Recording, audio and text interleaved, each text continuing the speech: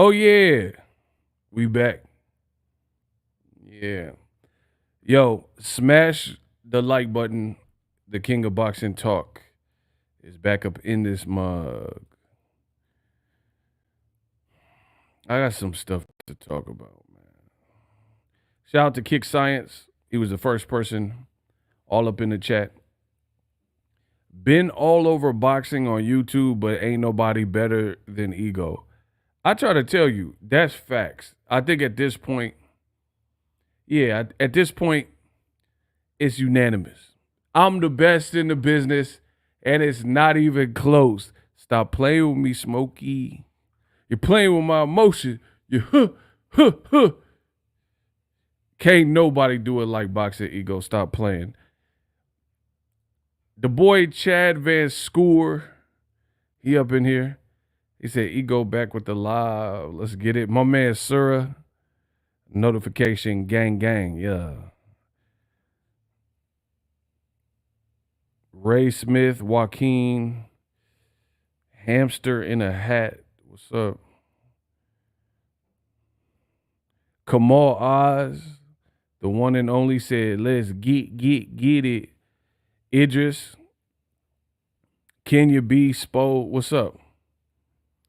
Finally a catch alive. Everybody says that. I haven't been doing any lives, so there's been none to catch. I barely been going live. I've been working on other stuff, but I'll save that for a later date. But we here now.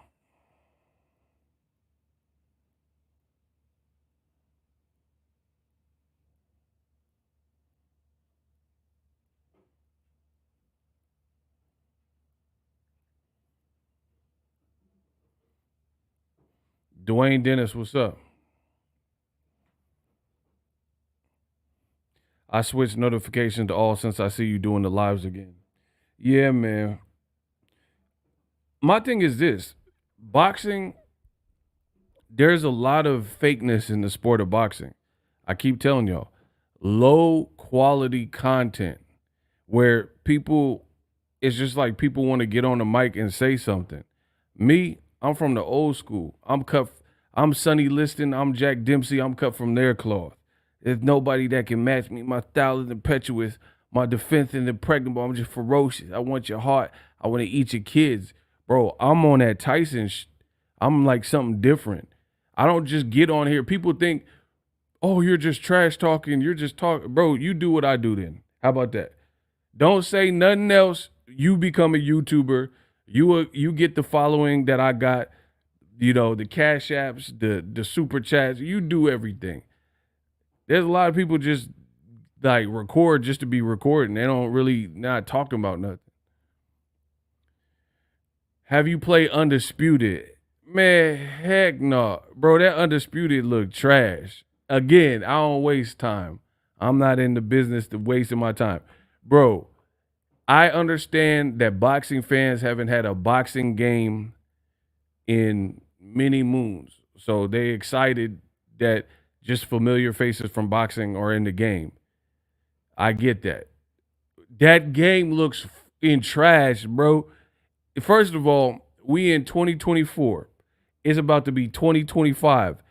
Them fucking graphics, bro, those graphics look it looked like Atari.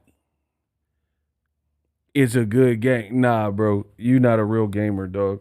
Them graphics, just off the graphics alone.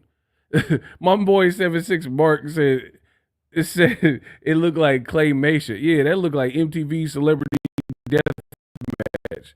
Get out of here, bro. Them graphics look atrocious. Y'all see, boxing fans, some of y'all just y'all let people sell you anything. Y'all let people sell you anything just because you're thirsty and you're a boxing fan. Bro, you know what those graphics look like? One of the most disappointing CGI graphics in cinematic history was on The Mummy, the one where they introduced the Scorpion King with The Rock.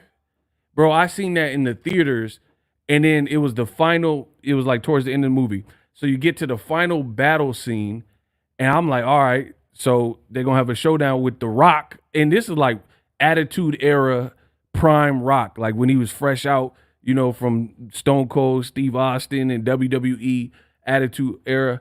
Bro, Death and Mummy movie had CGI'd every scene in the final fight scene. It was so horrible. It's literally, to this day, even for the time, the graphics were horrible. Bro, the CGI was horrible. I don't know if it's The Mummy Return. Which one? It was one of them Brendan Fraser ones.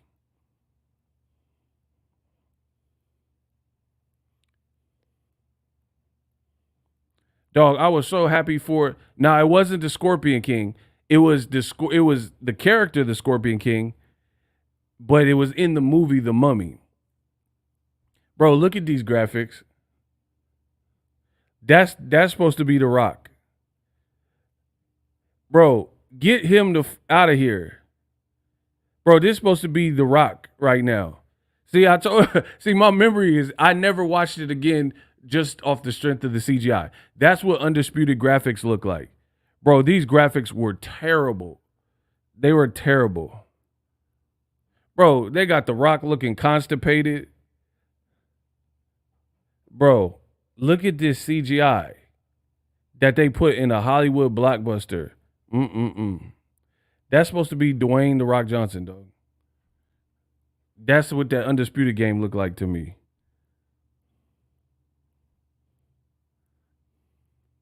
Bro, are you serious right now?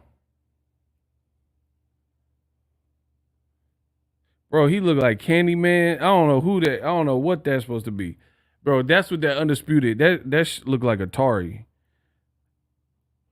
Y'all just happy to get a boxing game, I see. Because bro, look at him. Bro, if you don't get this Stonehenge, Easter Island Alex Pereira, look at, bro, that's Alex Pereira. That ain't The Rock. That's Chama. Bro, that's Alex Pereira. Bro, who the hell is that? Bro, this is not The Rock. This is Alex Pereira. I don't care. Bro, this was Poton before he came out. Bro, get him out of here. He looked like Easter Island Rocks. Man, dead homies. Bro, I put that on dead homie. He look like Easter Island Rock. Man, stop playing with me. That's what that Undisputed. Bro, they got Canelo looking like the Notre Dame mascot. He looking like Seeded Chucky. Bro, I'm not playing that game. That game. Hold on. Wait, why you hating and bring moist about the game if you suck? Just say so. I am enjoying it. Okay, Mr. Cap Locks. Block him. Get him out of here. Bro, he came in barking with all cap locks. Spliff Mode TV. Yeah, we're going to send you right back to that channel. Spliff Mode. That man said, why you hating and bring moist? What does that even mean? Bring moist. You moist. You Betty Crocker cake. You moist as, bro. Who y'all be sending at me? Bro, what's really moist? A person expressing their opinion on a video game and just telling you it's trash because it is? Or a person getting mad over a video game? You a grown man mad over a video game. Who's really moist? Let's have the conversation. Who's really moist? You coming in here barking in all caps over a game. Man, it's a good game. I like this game. Bro, I don't give a what you like. Dead homies. I hope you play the game 24 hours till you got circles on your eyes. What that got to do to me? What that got to do with me? The king of boxing, huh? He said, don't bring no moist. Man, shut your Ebonics ass up, bro. Y'all crazy. Anywho, that game, listen, come do something about it. I'm in NorCal right now. Do something about it. I'm going to speak my mind. That game looks trash. Trash. I know it hurts, but it looks trash. What you want me to say? What you going to do? The game looks horrible. Horrible fighter. You're horrible. What did Canelo say? Then they got boxers that I would never even want to play as. Like, they got UK boxer. Who wants to play using a UK character? Then they don't even got, like, you don't even got the main hitter. You only have Gervonta Tank Davis in the game. Bro, Tank be knocking out everybody, hitting the backflip. You don't even got the star of the show. Why I want to play that? You don't even got Tank. They got Sam Eggington. Ain't nobody want to play with no British teeth. Oh, yeah, mate. Sweet Caroline. Ain't nobody worried about that game. Bro, I'm saying what need to be said. Ain't nobody want to play no British teeth characters. We Americans. We ain't worried about that. You don't got Tank. But you got Liam all in the game. All right. Oh, yeah, mate. It's a bellend. It's slagging on, mate. It's a bang. Bro, we're not playing that. Give me some American characters that I want. Yeah, grab me by me throat. Bro, they got 2 shots in the pot. Eat breakfast, no pot. And then rush them like some pot. Bro, we ain't, nah. Y'all can keep the UK rap. And you can keep that UK looking at gang, girl. 2 shots in the hot box. Hot box like a Snoop Dogg in the hot box. What? Hot box like a Snoop Dogg. Snoop in the 2 poop. 2 pork in the pork. Yeah, I'm not playing it.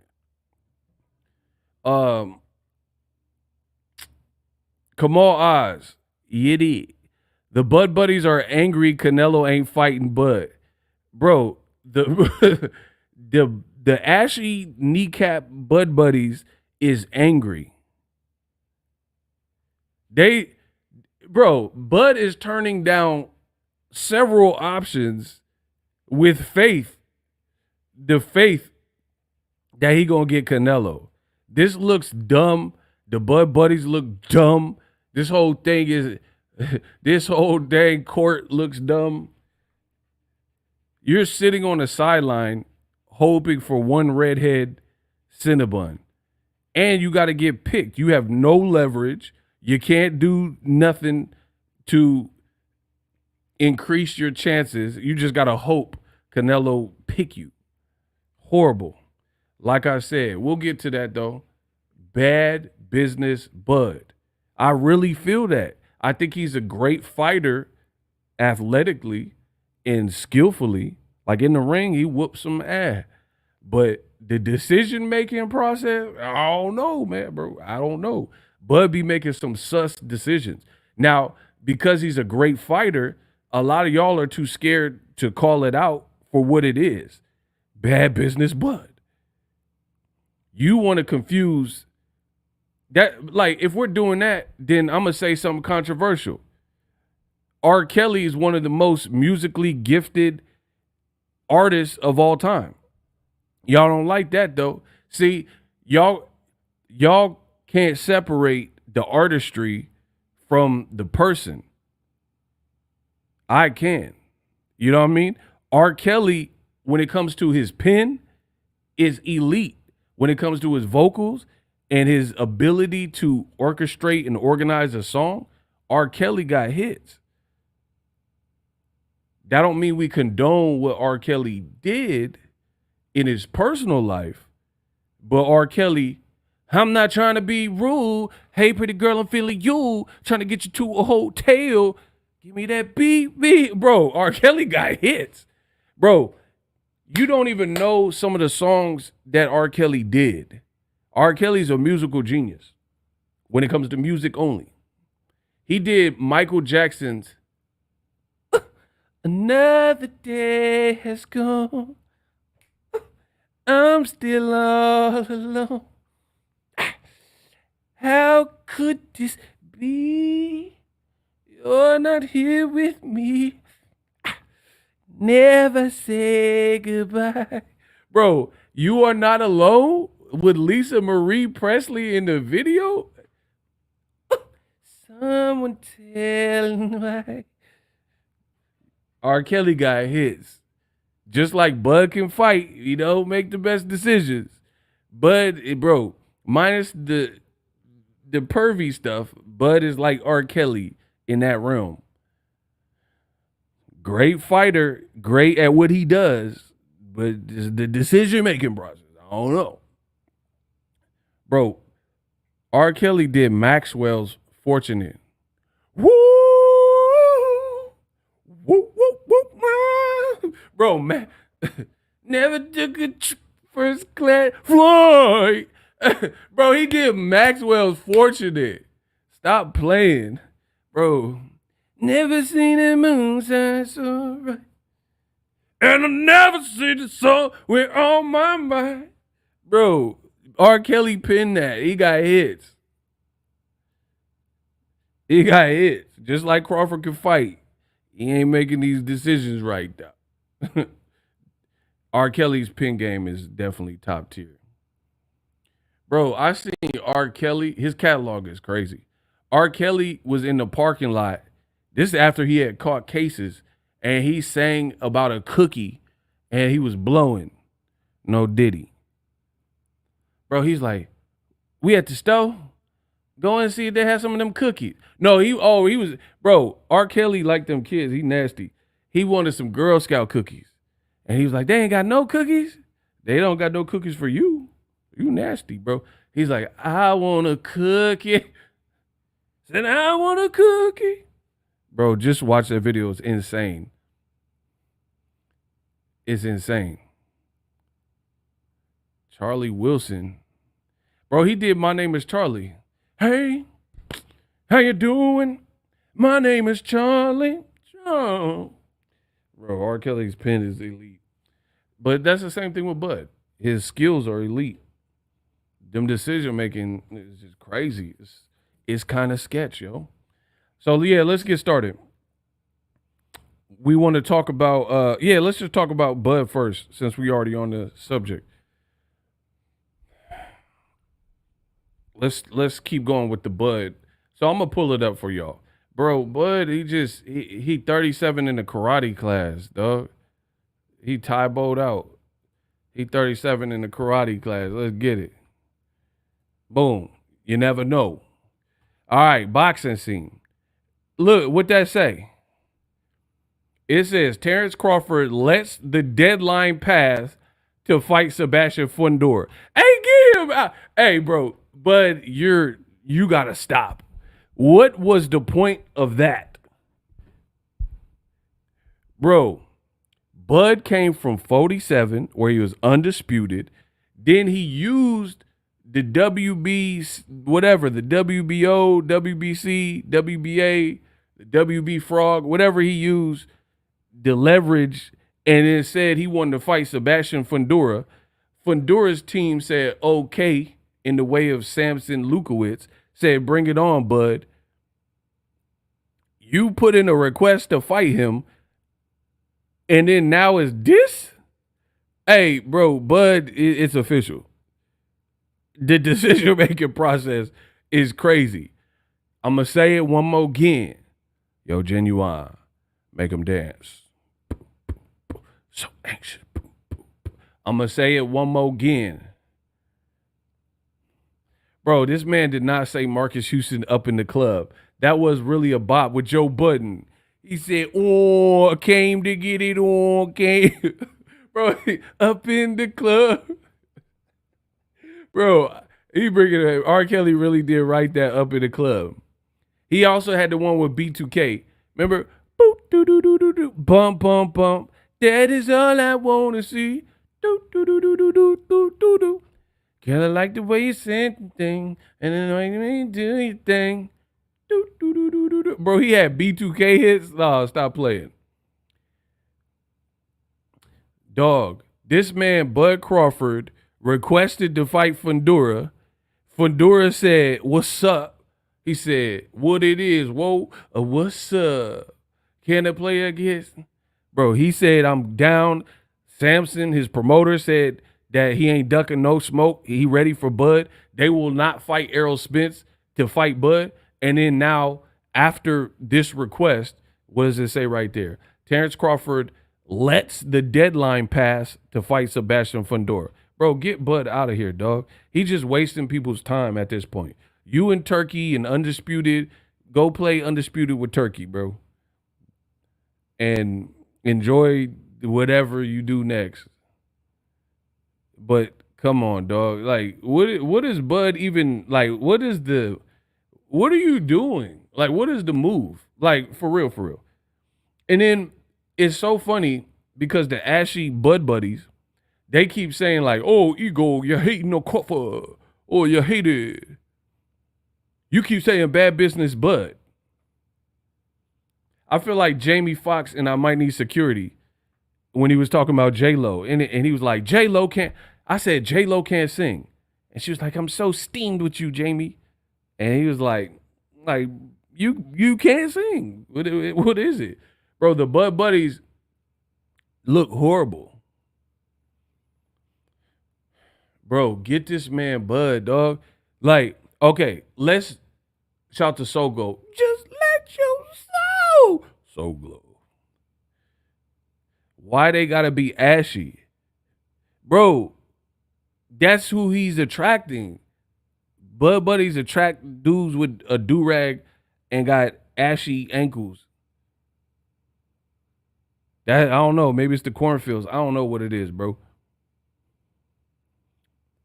Bro, Bud Crawford is the type, everybody in the world got the brand new iPhone. They like, dude, this iPhone 16 is all that. And Bud gonna be like, I'll just wear these. And he gonna mess around and Bud Crawford gonna get an Android or one of them Japanese phones you never heard. The Nugasaki. Bro, Bud is that type. Everybody got the iPhone and then Bud want to be different. So he got the Japanese Nagasaki 15. Bro, listen to what I'm saying. Everybody done copped the iPhone. They got the 14, 15, 16 iPhone. And then Bud gonna get the Japanese Nagasaki. He gonna get the Nagasaki. The Nagasaki RX. Dead homies. I put that on dead homies, bro. And he just be like, I'll just wear these. He got the Japanese Nagasaki. Yogazuki. Nagasaki 16. Bro, he got Nagasaki RX 16. Bro, what are we talking about, dog? Bro, it's like, it could all be so simple, but Bud just overcomplicated. I knew a dude like that. Everybody was rocking. I'm in Cali. Granted, I'm not in like New York or something. But if you had boots, just based on hip hop culture, you had Timbs. There's this one dude, and he gonna wear the Birdman lugs. Bro, come on, bro. Everybody that want to wear the tan butters, they just got the Timbs. But Bud gonna come with the Birdman lugs to school. What happened to that boy? What happened to that boy? Bro, he gonna wear the Birdman lugs to school. What happened to that boy?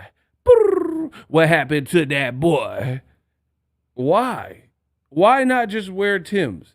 Like, and I get it, because I don't assimilate. I don't just like conform. If everybody's doing something, it does make me not want to do it. I'll be like, everybody get face tattoos. I ain't got no tats on my body, bro. I don't follow trends either. But certain things is just like iPhone. Okay, just get you an iPhone, bro. It's okay.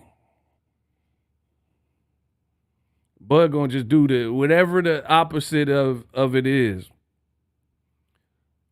Everybody eating cookies for lunch. He gonna bring a brownie. Like, it's just gotta be something different. All the popping black fighters are with Al Heyman and PBC. He gonna get with Turkey. Him want Turkey. He linked with Turkey.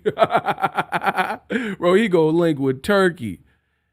You made the most money and got the most recognition ucking with Al Heyman for the Errol Spence fight. But you want some turkey. You gonna get with turkey. Bro, you gonna get with turkey. Man, whatever, bro. Bud just do the opposite of everything. Kamal Oz sent $2. He said, and the Bud Buddies have chapped lips and ashy knees and elbows. Bro, they need the Jergens. That's what it is. Get them the Jergens.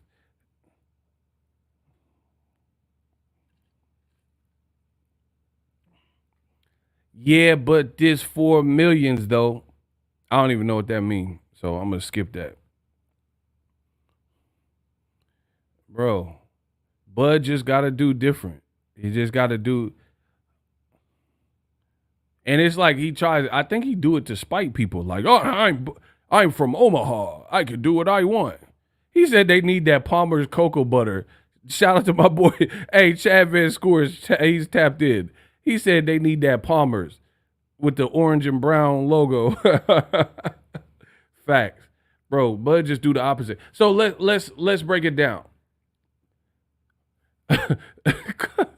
Y'all are hilarious. Cobbin said autocorrect is beating y'all ass. In facts, bro. Let's break down Bud's moves since Errol Spence. Okay, since the Errol Spence fight, Bud took about a year off before he came back in action. Facts. That's a fact. He had a parade in Omaha, and he dressed like the fisherman again. Bro, I know what you did last summer. Why are you still dressed like the fisherman? Okay, we get it. You beat the big fish, man down. You beat Errol Spence. Why you still got the fisherman's, like, attire? Like, we got it. The ring walk was cool with Eminem. I'll show you Marshall. EJ's still off, but we talking about a guy who got in a car accident, detached retina, and is off a bad loss. I'm not mad at a person off of a loss. See, this is what happens. Y'all want to compete with me. You can't compete with me. You can't outthink me. It's impossible. You bringing up Errol Spence, it has no relevance to the conversation. I would expect the loser who lost bad, somebody who got beat, to take more time off, especially considering Errol Spence had car wrecks and injuries and stuff like that. So you're supposed to do that coming off a knockout loss or a first professional loss, right? We're talking about the person that seemingly effortlessly won, didn't really take no bumps and bruises. You're not supposed to take the year plus off. Why would you take a year plus off if you incurred no damage, right? Like, that doesn't. David Benavidez about to fight Morrell because he didn't get beat up in the Vodstick fight. Why would he take a year and a half off when nothing happened to him, right? The only reason Ryan Garcia is taking a year off is because he's suspended. You see what I'm saying? So you guys trying to throw in sub points that you see when ego has a point, there's a reason. You guys are just saying whatever because you haven't thought it through. I've already done the work. We're talking about Bud being inactive because he doesn't need to be inactive. He keeps winning. He's undefeated. And he was off of a high. Bud just does weird moves. Like, for example, fight Errol Spence, then you're supposed to do a Dave Avocado fight.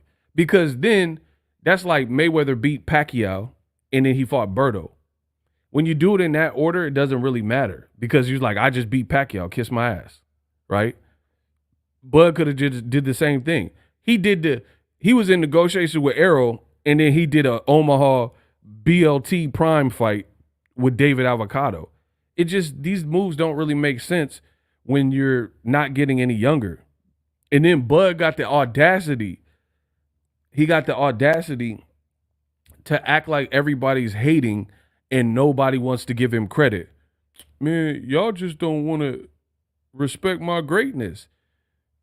Bro,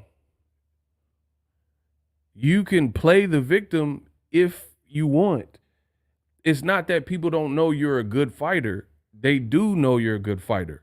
but you're not fighting under the terms of other people who are fighting great. Like, for example, compare any of Bud's wins and tell me that it's greater. And when I'm saying greater, I'm not just talking about the name. I'm talking about where that person was right before he fought them, right?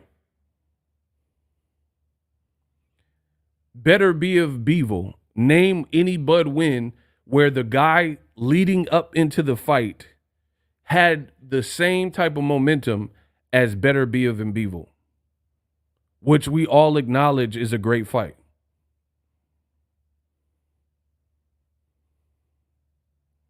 So what I do is when people come up with bullshit, I reverse engineer it. So Bud says he can't get no credit no matter what he do. It's false.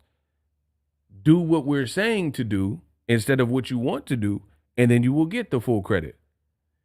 If you fought a Jaron Ennis, for example, you would get full credit. You're coming up with roadblocks and obstacles and making up a narrative that the boxing fans, by and large, would not have to suggest that a Jaron Ennis fight is silly and a waste of time.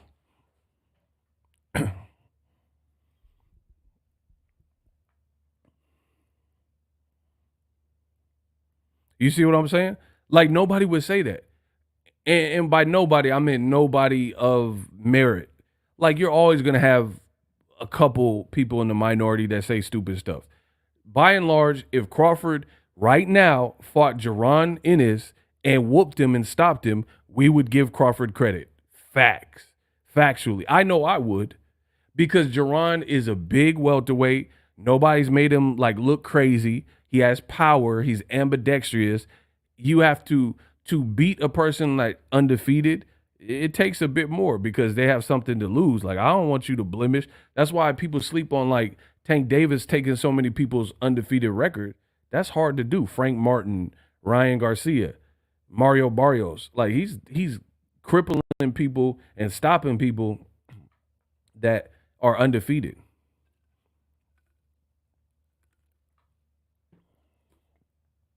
That's hard to do. So if Bud beat Jaron Ennis, you have my word, I would give him credit. But if he did it now, because I don't know what the future holds, because what if Jaron Ennis loses to someone else or looks suspect? That's a different conversation. This is what boxing likes to do. They'll take something that I said and not apply it in real time. Boxing does not work like that. For example, I'll give you guys an example, best in the business. It's not even close. Canelo Alvarez. I wanted to see Canelo fight Demetrius Andrade or Jamal Charlo, right? But I wanted to see it when it actually made sense at 54 or 160 pounds. What the Cinnabons do, and boxing fans, they'll wait till David Benavidez stops Andrade, and they'll be like, oh, ha, ha, ego, this is the guy you thought Canelo should fight. Canelo didn't do that. You talking about years later. I'm talking about Canelo should have fought Andrade or Jamal Charlo years ago. So boxing is a fickle sport like that, where, yeah, you could want to see a fight or think something will be a great fight, but you can't just wait. Like, I wanted to see Wilder versus Joshua.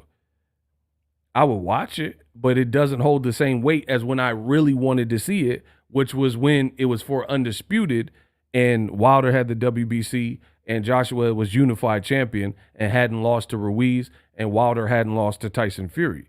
So that's what people fail to realize in this beautiful sport of boxing is timing always matters. It's that simple. If Crawford fought Jaron Ennis tomorrow, he would get credit. Now, later on, I don't know, because I don't know what will happen in Jaron Ennis' career. But right now, he would get credit because Jaron is looking like a boogeyman of sorts. But let Crawford and his team tell it, there's no win in a fight with boots. But then you're going back and forth trying to street fight with Teofimo Lopez. Man, stop. So let's be real. If Boots fought Teofimo, he would probably destroy him. At least that's my prediction.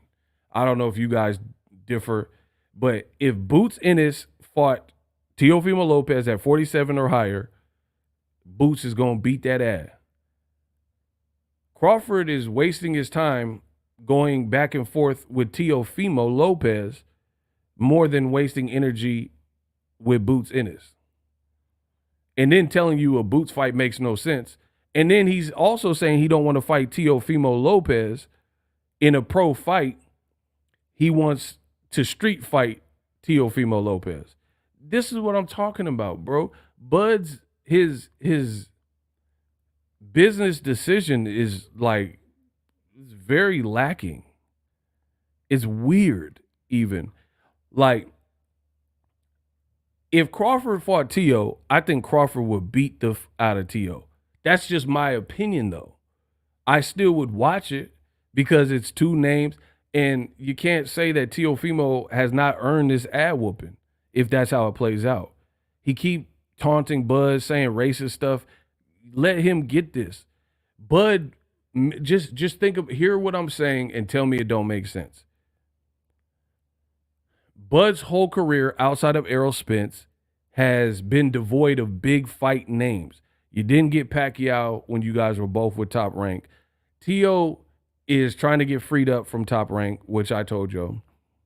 He's acting the fool, talking spicy. You want to street fight him instead of fighting him as a pro, making millions of dollars and shutting him up. Tell me the logic in that. I'll wait.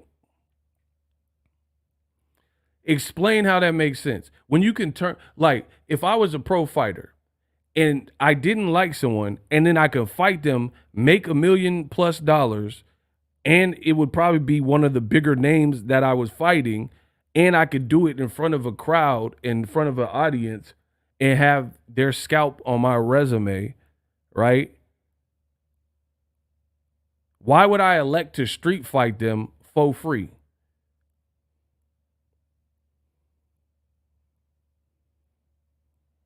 That's like me talking, like, okay, we'll talk about my job. I'm a content creator. I make content, dummy. Why would I do boxing pro bono when I can get paid I get paid to talk boxing? Why would I do it for free? Just explain that. Why would I do that? Like, why would I put out videos and then not put the monetization up when I make full-time income by monetizing my content? Does that make sense to anybody? So Ego just cutting all these videos. Well, I'm not a nonprofit. I got needs. I got, a lifestyle I want. Why would I just not monetize any of my videos? For what? When I can do the same videos, put the same energy, and get paid for it.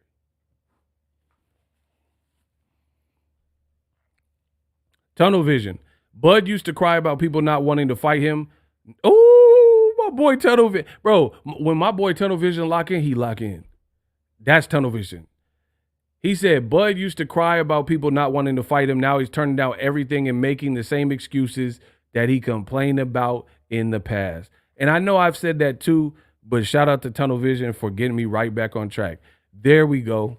Perfectly stated. Bud is a hypocrite.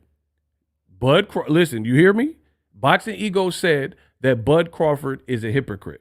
Now, what Tunnel Vision said, I'm going to expand on it. The reason he's a hypocrite is because the same things you said people did to you. Oh, man, these PBC fighters and Al Heyman, they didn't want to send nobody to Top Rank. They didn't want to let me fight PBC guys. They don't have to.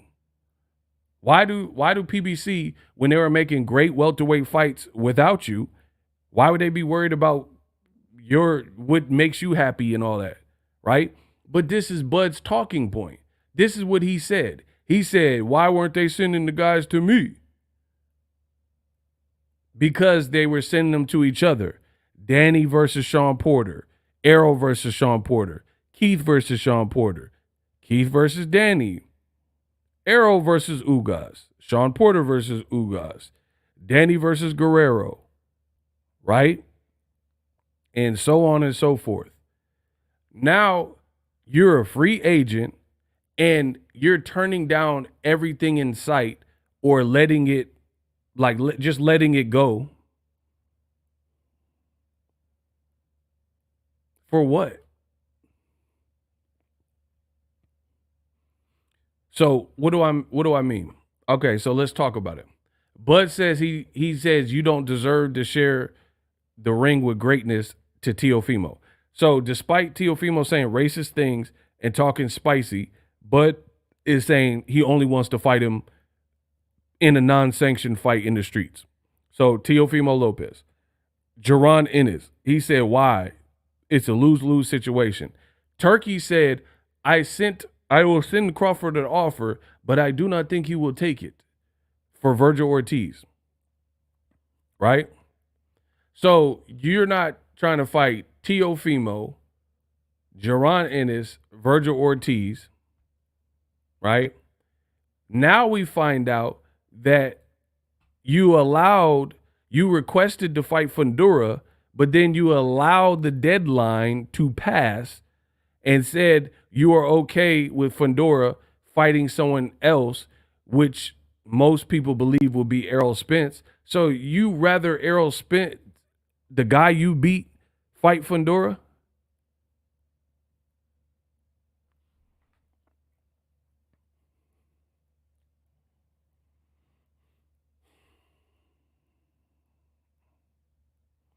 Like, tell me how this makes any sense.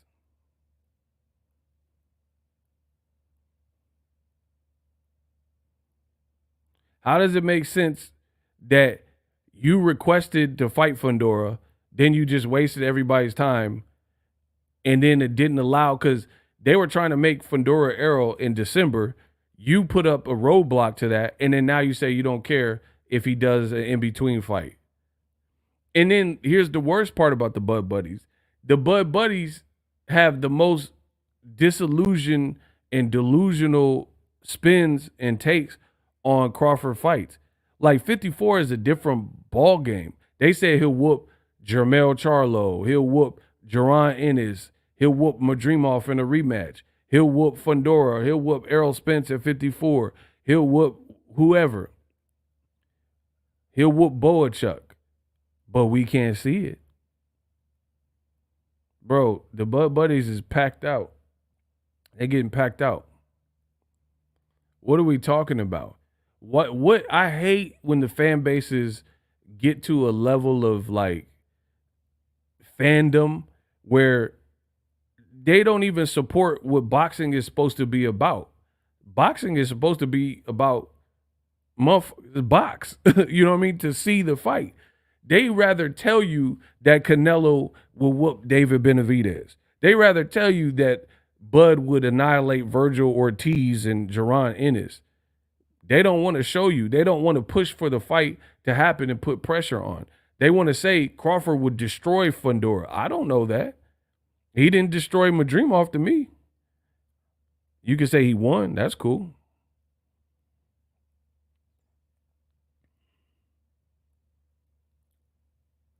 Like, where's this destroy stuff? Fundora is 6'7", bro.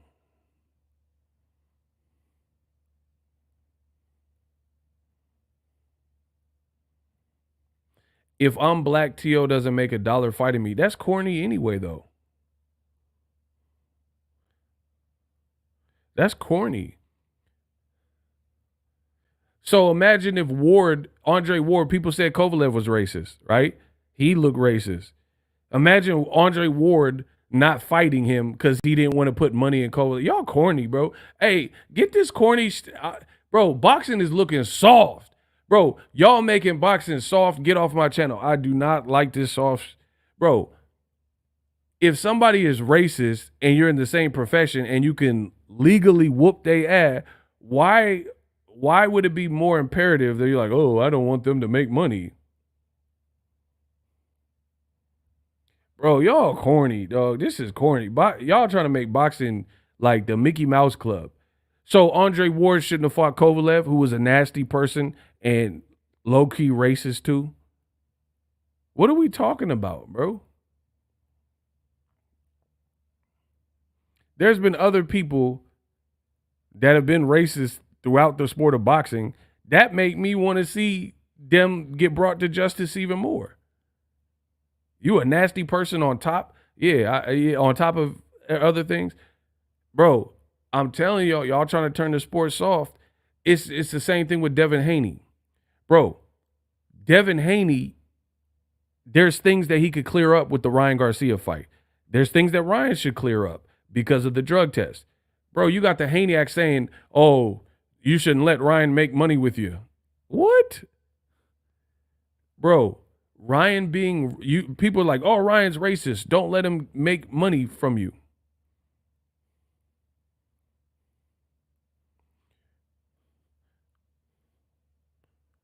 Bro, I don't subscribe to that. Shouldn't T.O. want to fight Keyshawn Davis? Hey, block this muff. Bro, what the hell does Keyshawn Davis, who has a fight in 2 weeks, have to do with? Hey, get him out of my chat, bro. Get already home. Yeah, we're going to send you right back home. We're going to send you right back to bed. Jay Holiday, put you to bed. Bro, you break this. When I destroy these dudes, this is what they do. They start reaching for the stars. You heard of Dancing with the Stars. These mugs, they start reaching for the stars. Keyshawn Davis is fighting in 2 weeks. What you're saying is nonsensical. Don't tell me about somebody. Keyshawn, he might not look great with Gustavo Lemos. You don't know about boxing. You're talking about Keyshawn Davis who got a scheduled fight. This is what's wrong with boxing. You guys let content creators sound just like this fool already home, where they be like playing, oh, why is Tank fighting Lamont Roach? Why doesn't he fight Shakur? Because he's injured for the rest of the year and said he has a fight with Zepeda in February already booked. What are we talking about? Do you fools watch boxing or do you just skim through it? I got to know. Get my likes up. Now y'all starting to piss me off. Be saying the dumbest stuff. Tank should have just fought Shakur. How are you going to fight Shakur? His hand broken or whatever.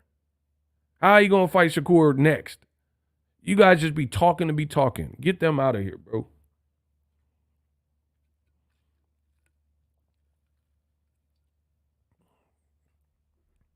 Bro, this generation is soft. Bro, you got to be honest. Tank's fight is trash. Block him too. I seen all your comments are stupid. Yeah, we're going to send you right back to Costco. You don't have a membership here. You got a membership for Costco. We're going to send you packing. Block Costco dealer. Why couldn't he just move up to 140? Bro, these dudes are idiots. Okay, tell Anui to move up to 35 then. Since we doing it like that, tell Canelo to move up to 75 and fight Better Biev. See, this is the problem with boxing fans. Boxing fans say this goofy stuff, but then they only want to apply it to the fighters they don't.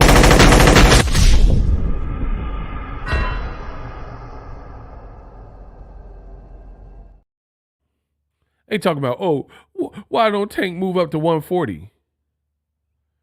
Because he don't have to. Why he got to move to 140?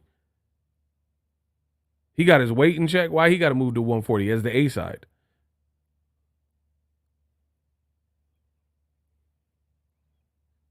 Make that make sense. And then these fools be the same ones when Canelo fight Jermell Charlo, who was 14 pounds lighter than him. They be like, oh, Jermell got to do it. You know, the Negro got to do it.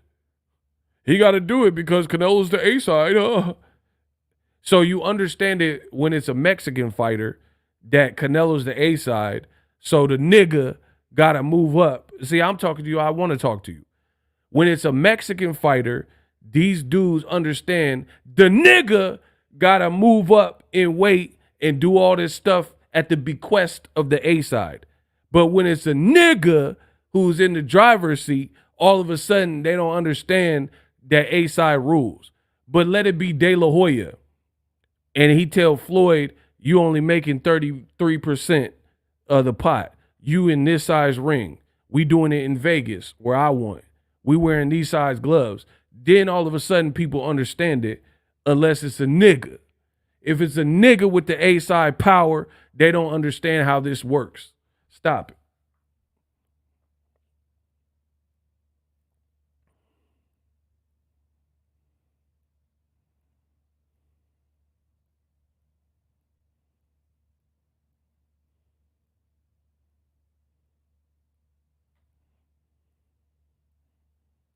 The A side has always had the leverage. The A side calls the shots. You talking about Tank move up to 140. You move up to 140, bum.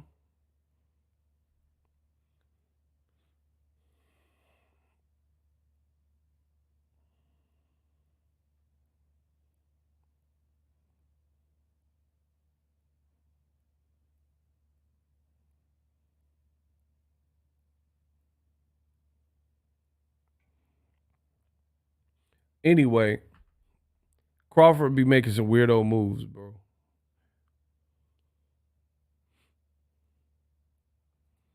Crawford makes the weird. Why? Listen, I try to tell you, bro.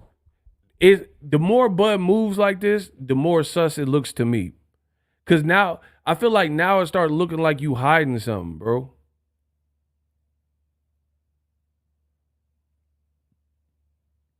People, including myself, have called out the fact that Bud fights a lot of his fights. He's fought people off of they haven't looked great in their recent performances, should be off losses, and or carried some kind of handicap.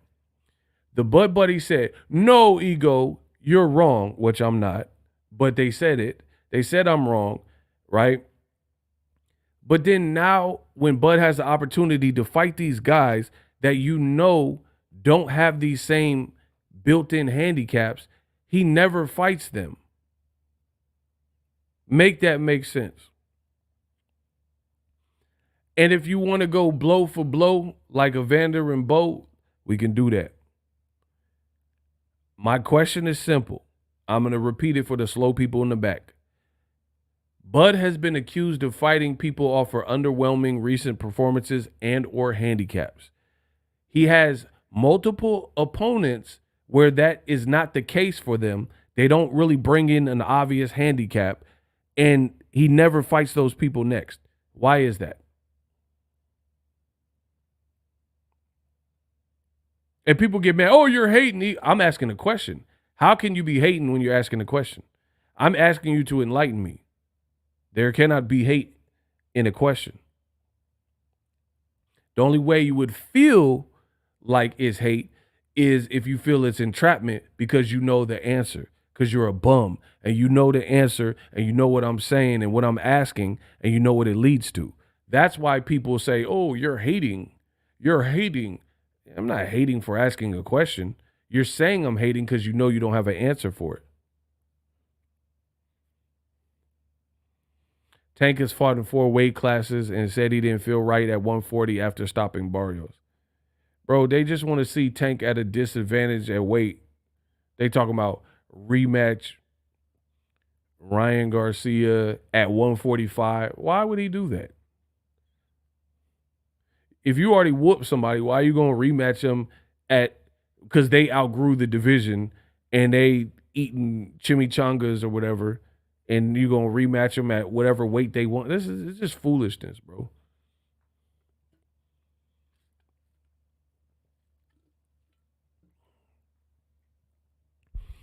So that's like a dude, like let's say Rustico Torrecampo. See, y'all don't really know boxing, so I'll have to enlighten you. That's the guy that knocked out Manny Pacquiao. He knocked him out at sperm weight or whatever, noodle weight, whatever weight they was at, right? Pacquiao since moved up to 147, 140s, and 152s and all that. So that's like Pacquiao telling Rustico Torrecampo, oh, fight me at 47. Why he got to fight you at 47 when he already knocked you out before? He got to fight you at 47 because over the years, you moved up 8 weight classes, but he didn't move up 8 weight classes. So why would he give you that? You got something to prove. You go back down to sperm weight. If Manny Pacquiao want that wreck, go back to sperm weight and fight the dude that knocked you out where he say, you guys want to break the rules when it's convenient and it's against fighters that you want to lose, namely black fighters like Tank Davis. Then all of a sudden it get cloudy. You don't understand why a person shouldn't give up leverage.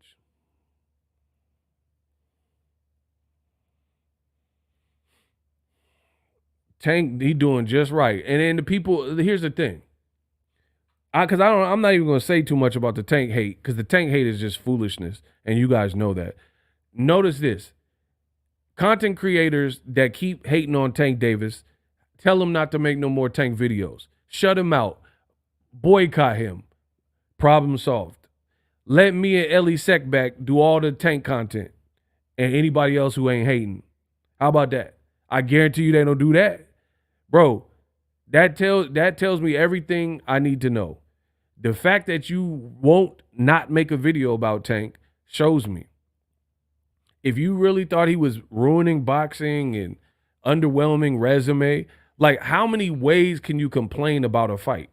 Like Tank versus Lamont Roach, it sucks. If that's your opinion, okay, you told us once. So you got to tell us every day that the fight sucks. Y'all are corny. Listen, some of you, I love y'all. The others, if you see me, don't say nothing to me. I don't like fake people. I don't want to talk to you. I don't like anything fake. How many ways can you illustrate that you hate a particular fight? Like, you don't like Tank Roach, pay it no mind. Don't talk about the undercard. Don't talk about, oh, it's lit. Don't talk about the celebrities in the crowd. Don't talk about the knockout. Don't talk about the weigh-in and the press conference. Just shut the up and just let people like myself talk about it. But they never do that because they're obsessed with Tank.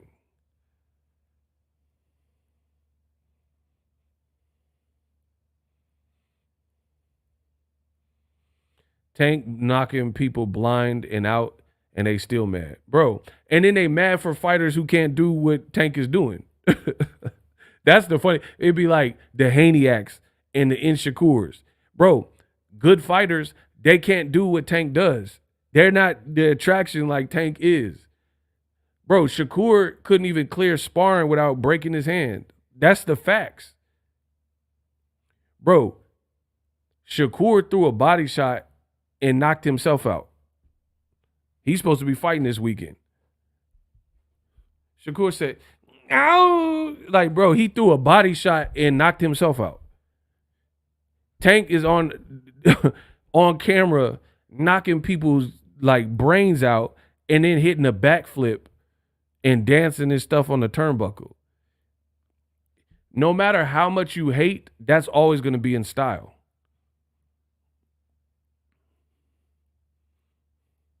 Shakur brought a doctor's note to why he can't fight a guy who was moving up in weight off of the loss and a knockout.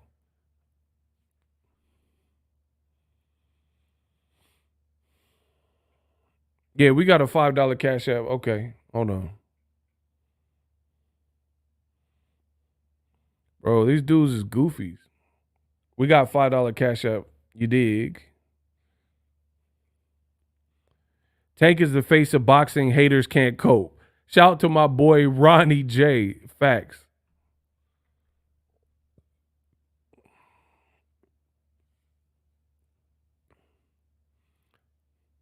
How is wanting Tank to be great hating? Man, come on, bro.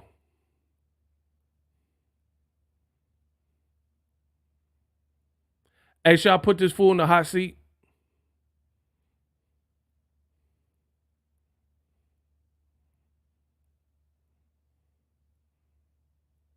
Should I put? Yeah, I'm gonna put it. Listen, I'm gonna put this bum in the hot seat. Angel Fuentes, you up? Okay, you're saying you're trying to play games with me, so I'm gonna ask you a question. You said, "How is wanting Tank to be great? How is that hating?" Okay, so you're in the hot seat. Do you like Canelo Alvarez? Yes or no? This goes. Listen, we got a hot seat. I'm still undefeated. We got a hot seat. My question to you is, do you like Canelo Alvarez as a fighter? Angel Fuentes, do you like Canelo Alvarez as a fighter? You have 30 seconds on the clock to say yes or no.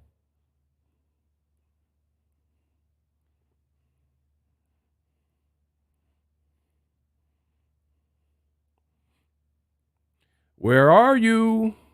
See, look, he had no problem typing until he got put in the hot seat. Told you, this is how it always happens. They always get scared.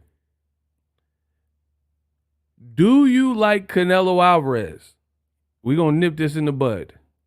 He got stage fright. Bro, you got about 15 seconds. You're going to get blocked. You're going to get blocked for failure to comply. The hot seat, there's only one way out. You got to beat me. I'm asking you a yes or no question. At best, you have to type 3 characters. YES or NO, which is 2. Block David Alonzo. Put me in the hot seat. Bro, you a bum. I ain't putting block David Alonzo and put 15 seconds on the clock for the other dude. Bro, I told you, every time the hot seat come out, they get scared and cur up. All I asked is if he likes Canelo Alvarez, and he can't say yes or no. Hey, 10 seconds on the clock. Come on. Sir, put him on the timer. 10 seconds.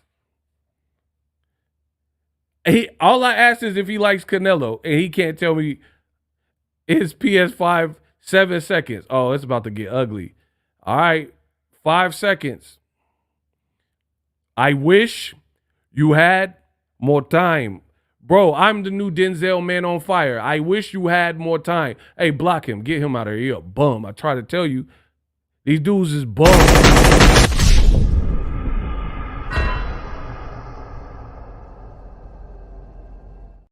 Notice he ain't had no problem typing until he got put in the hot seat.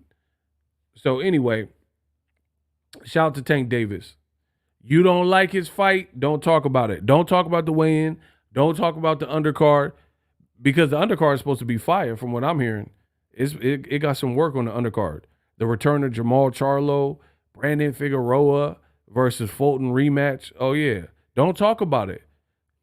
Do not talk about it. Listen, everybody in here, can you, listen, how about that? Let's play a game. The content creators who badmouth Tank incessantly, if they keep talking about Tank, you stop watching them. How about that? Because really, how many times can you state that you don't like a fight? Right? You should be able to, listen, if we're talking, because I'm a content creator, so I know how this works.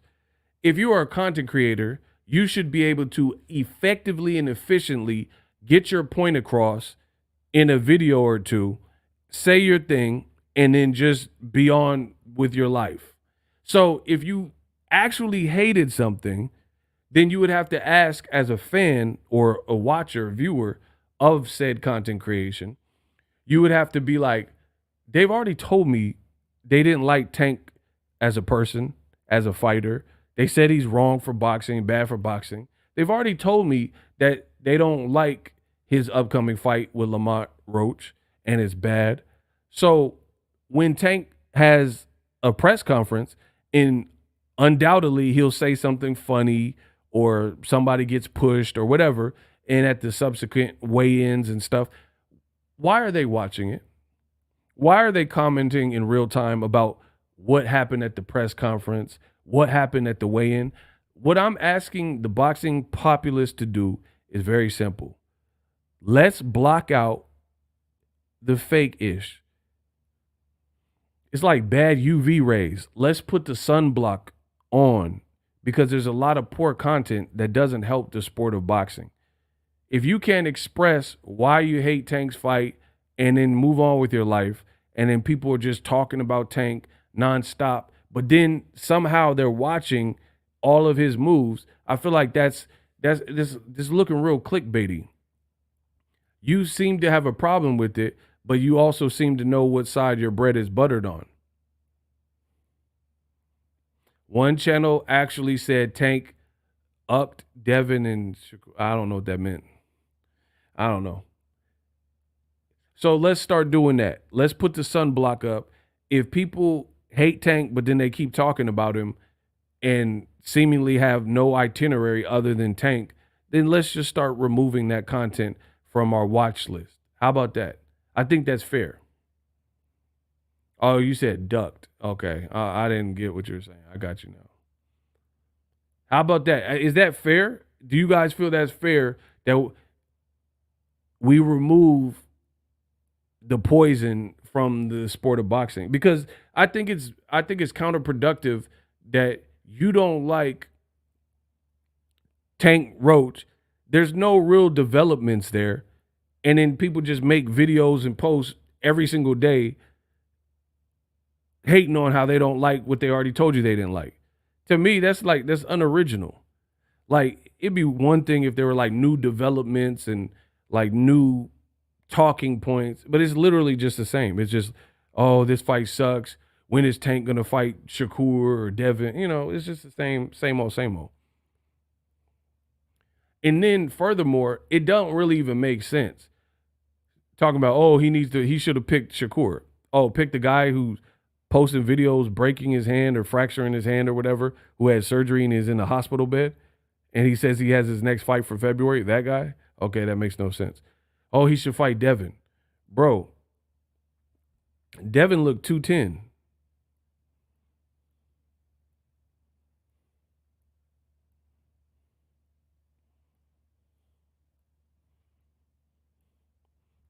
You talking about Tank should fight Devin. Bro, don't count on that fight. Don't count on that fight. Devin looked huge. Bro, Devin looked huge. This is a new video of Devin. Look.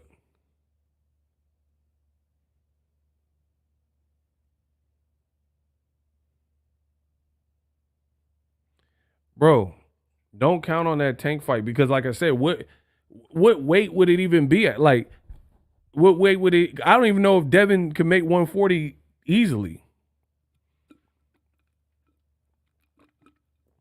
Some of y'all don't know he weighed in the Ryan fight naked.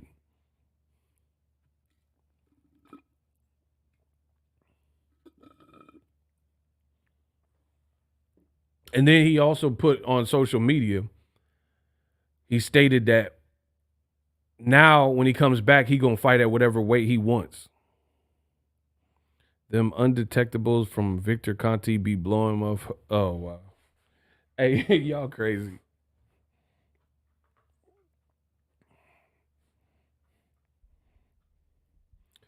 I dislike Devin because of the lawsuit.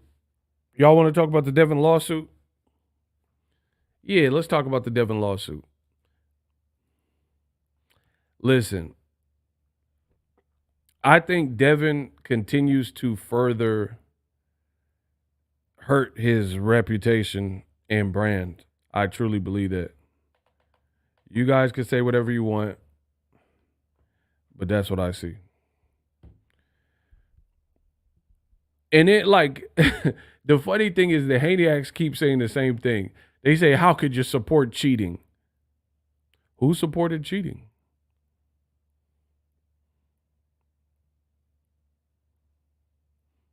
Who supported cheating? So just if you don't like the way Devin didn't fail a drug test. Let's be clear there. He didn't fail a drug test. So if you think it's questionable the way he moves, that means you support cheating. Look at, I promise you, a lot of the talking points in boxing, it's like a school kid wrote it and people just regurgitate this stuff. Ryan failed with Osterine in his system, period. Ryan has the infraction, henceforth why he's suspended.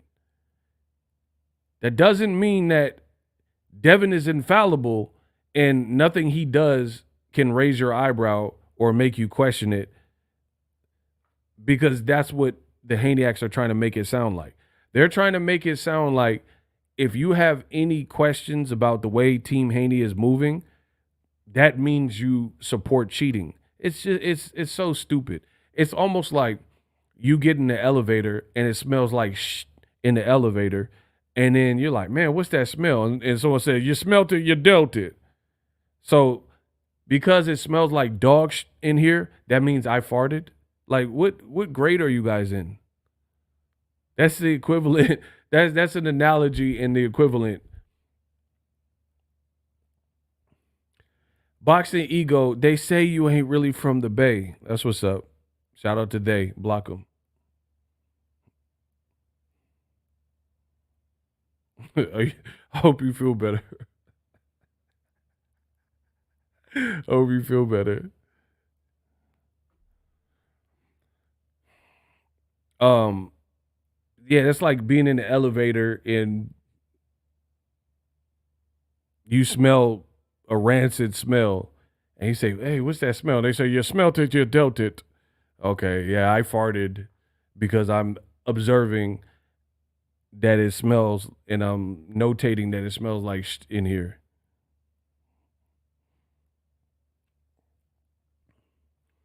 I like Bill's knife Osterine analogy. I don't know what that is. In a way, can fight someone these dudes never heard of and get zero hate. Yeah, and not only get zero hate, he get raised on the pound for pound list. They'll be like, he's number 3, and then he'd be number 2 and 1, and he'd be fighting Liam and TJ Maxx and all that. Bro, who the hell is TJ Maxx? That's his last opponent. He fought TJ Maxx. Bro, he fighting retail stores. Ross, TJ Maxx, Home Goods out this moment. Bro, in a way, he get the most praise, and he fighting retail stores. Marshalls, Ross. I got it at Ross. TJ Maxx, bro. Home Goods. That's literally who he be fighting, and he get ranked higher and higher and higher for fighting J.C. Penney's and all that. You fighting retail stores, bro. He can fight. I give him that. He got skill. But come on, you fighting a retail store, dog. H&M. Like, who the hell is that? In a way versus H&M.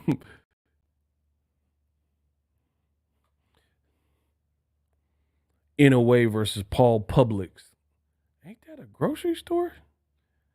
In a way versus Vaughn's. He fighting motherfucking grocers. Whole Foods.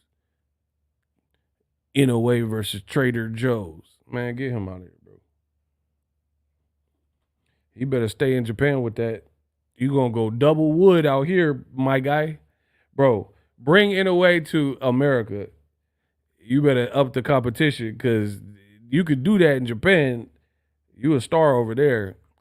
That is not, bro, that is not finna work. Bring that to L.A., though. Bring In a way versus TJ Maxx to L.A. And we'll see. See, that's what I'm saying. Y'all just be like saying something. Like, at least I'll give it to Triple G. He had a real run. I don't know what they did, but he had a real run where like he was selling out in like the little, Madison Squares, and I caught his fight at the Forum. I went to his fight at Madison Square. He had a crowd. Hello, guys, and Max is nothing, guys. Bro, Triple G, I ain't gonna front. I lived it. I was there. He was bringing the crowd out. Hello, Max, guys, nah, guy. Yeah, Triple G, he was bringing some people out. Bring In a way to America with the drug testing. And then put him in there with that level of competition he fighting over there. We'll see. But yeah, man, it's looking shaky for Devin. I can't hold y'all. It's looking shaky for Devin, bro. Hello, guys, Max. Hey, Max, guys, nothing. Why, God? That's how Triple G, every interview. It don't matter what you ask Triple G in the interview, it all sound the same. Hey, Triple G, what time is it? Hello, guys,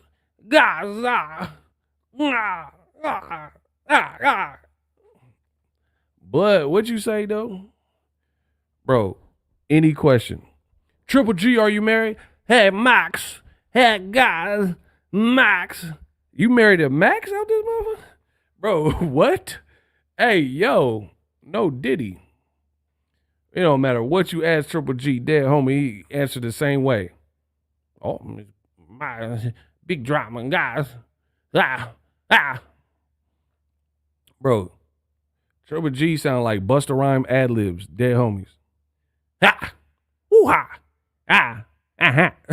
Bro, he sound like prime Busta Rhymes. Hit you with no delay, so what you saying, yo? Silly woman, I make sure everything we make raw. Bro, same voice. Triple G sound like Busta Rhymes ad-libs. Gonna make your body wet. Gonna make you scream on. Yeah. Baby, just tell me just how you feel. We living in just giving it to you real, baby. Come on. Every time we're crossing the borderline, we're giving it to you, making it. That's how Triple G say. Bro, it's looking ugly for Devin Haney, though. What is his next move? Like, okay, you at the wild card gym, you training, you look 200 pounds. What's next, though? And like the whole part with Bill Haney, like, we giving you 48 hours. Bro, the only 48 is the first 48 lawsuit y'all done did against Ryan Garcia. It makes no sense. 48 Bill said we're giving Ryan to the count of 48 hours to sign up for VADA. And he thought that was like making a statement. Oh, like people would be like, you got him. Bro, why would he sign up for VADA when he can't fight? And then you understand how drug testing works. Somebody got to pay for it. And I know Bill's not going to pay for, and Devin, why would Devin pay for Ryan's? So that means Ryan would have to pay out of pocket to do his own drug test. And no matter what the results are, he still can't fight because he's not cleared. How does this fake artificial deadline and ultimatum make any sense to any of you? Please let me know in the comment section.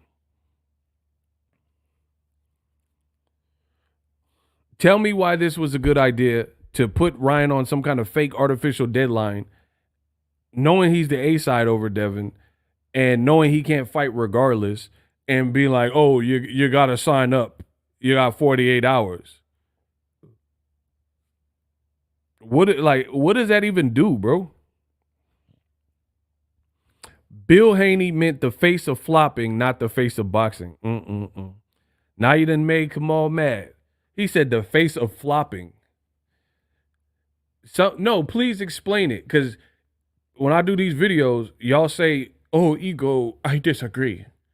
Y'all famous for disagreeing, and then when I present my case, then y'all just shut up, and I don't really see that many people in the live really bringing some enlightening aspect to it. What sense, I'm going to ask again, and hopefully I don't have to keep asking. What sense does it make to put Ryan on some fake deadline that you made up, which consists of 2 days, 48 hours, and he can't fight? He's suspended. And you're telling him he has to, like, just say you don't want the rematch or say less, because that's what it looks like. I'll knock your eyes straight. That's what's up. Block him. I don't know how you came back, but we going to give you what you're looking for right here on Boxing Ego. Block spliff mode. Your answer is it makes no sense. That's what I'm saying. Like, what are we doing? And then the Haney be like, this is a good move. You're doing it. Good job. I don't see that. And I'm not going to lie on my channel. The man said, follow me. No, we're going to block you. It's okay. Hey, block him. Come on, get him out of here. Spliff mode is the squad. Start. I don't feel so good. And still, yeah, so I didn't really understand that whole notion, like the 48-hour thing. Sign up for VADA testing. And then here's the other thing. Ryan, at least from what he's saying, he believes that VADA is somehow endorsed or like in cahoots with Victor Conti. So why would he do it based off of that? And either way, despite everything else I've said, why would Ryan Garcia listen to Bill Haney? Like, just answer that question. Why? Like, what would implore you to listen to somebody who has no, like, they're not your overlord? Like, they're like, Bill Haney is not a promoter. Bill Haney doesn't ration out Ryan's checks. Bill Haney can't, like, prevent Ryan from getting a brand deal or endorsement deal. So who are you to put the terms out in which Ryan should follow what you said? Because you did an interview on DJ Vlad TV? Is that, like, what are we talking about, bruh? Like, what? Like, I'm just trying to understand the leverage you think you have right now. Why would Ryan listen to you? You're not Golden Boy. You're not the commission. You're not New York. You're not the lawyer. You're like, what? But wait, there's more. You're suing him. Like, imagine Boxing Ego was being sued by somebody, right? And then the person who was suing me in an active case, in an active lawsuit, pending litigation, was trying to tell Ego what I should do and what I need to do and sign up for. You're suing me. There is no lines of contact until I'll see you in court. Do you see what I'm saying? Why, like, why would I listen to somebody who's suing me? Does that make sense? Am I bugging?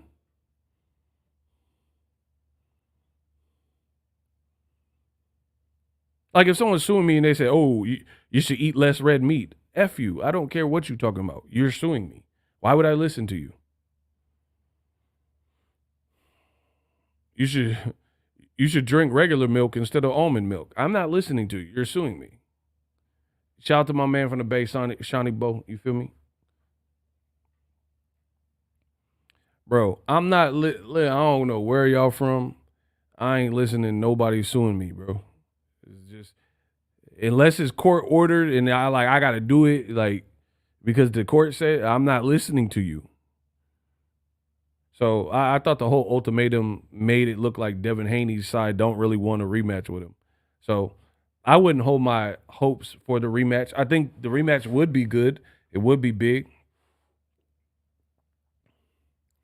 I'm from East Oakland, and I'll tell Bill to his face that we don't rock like that. See, Game Bread TV. Conte did say he introduced Margaret Goodman, the founder of VADA, to the WADA guy. I did see that. But that's what I'm saying. Like, why? I just don't understand my thing is this. I don't put out like fake things. Like, if I'm strategic. So if I put something out, there's an intent, and I want that whatever I want to happen will happen. You see what I'm saying? Like, I don't believe like, oh, put a 48-hour deadline on Ryan, and I don't even know if he really even addressed it. He just like disregarded it. Ryan ain't worried about that. So I just found that to be weird. Who do you think you are to dictate the terms to Ryan? Like, you're not the A side, bro. You're not the A side in the first fight, and you're not even, despite getting your loss back, you're not the A side in the rematch. Let me start there. Okay, who's the A side? Devin Haney or Ryan Garcia if they were to rematch? Not who you like and who you want to be the A side. Who do you honestly believe would be the A side in Negotiations, Ryan Garcia or Devin Haney? Just put the name of the fighter who you believe would lead the negotiations and have more control or leverage or power? Ryan Garcia or Devin Haney?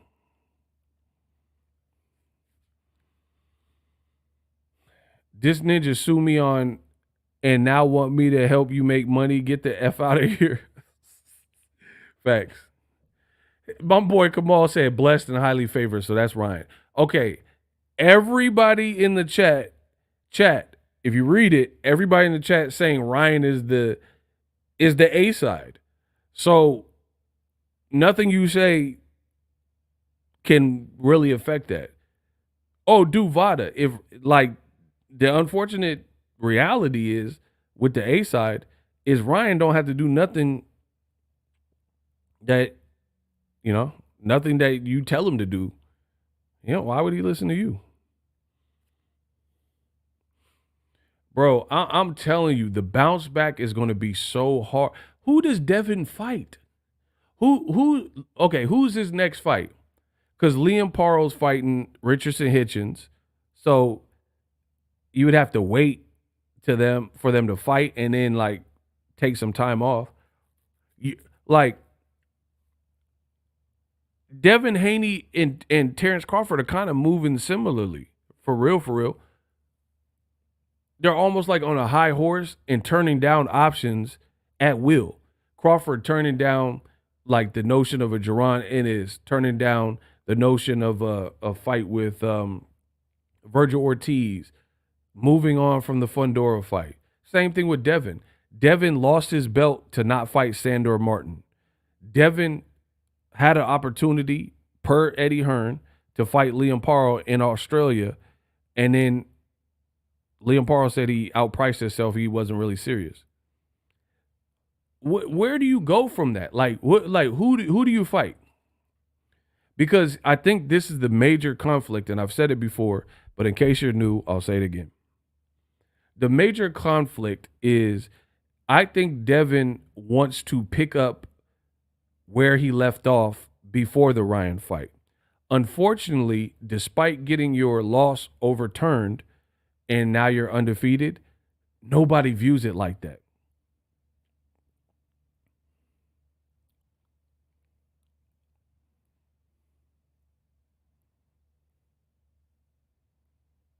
Y'all want me to give you an analogy? If y'all want me to give you an analogy, type heck yeah, hell yeah in the comment section. I'll give y'all an analogy.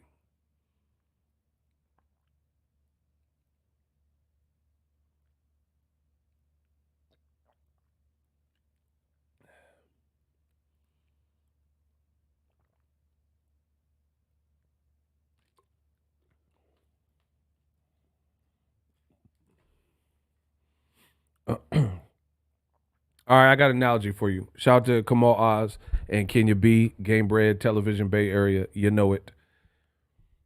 Imagine you went to, let's say, a pizzeria, right? And you're like, yeah, let me get that pepperoni slice. And they put the slice and they're trying to put it on the plate. As they go to put it on the plate, it falls to the ground. They pick it up and put it on the plate and say, oh, your total is $582. That's Devin Haney.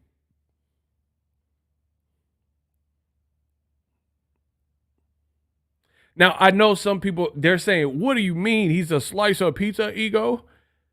Let me further break it down. The point I'm making is we're not going to just act like you didn't drop my piece of pizza on the ground where it potentially got dirty and there's dust and debris, and you're going to give me the same piece of pizza. And I'm just supposed to pretend that I didn't witness my piece of pizza touch canvas, a.k.a. touch the ground. That's why I'm saying it's Devin Haney. No matter if the win and the loss and it got overturned, I watched my piece of pizza touch the ground, just like I watched Devin Haney touch canvas multiple times and have noodle legs. There's no reversal to that, barring making it right in a rematch. I watched you with my piece of pizza. It fell on the ground. We both seen it. You put it back on the plate. Now, maybe you could get away with it if nobody was there. But unfortunately, everybody was there. Because even if people didn't watch the Haney Garcia live, they definitely by now seen the highlights. There were people like me putting the YouTube videos out and people making highlight reels. DAZN put up the highlight reels. So there's no reversing that. You're not going to make us pretend we didn't watch the pizza touch the ground. You know what I mean?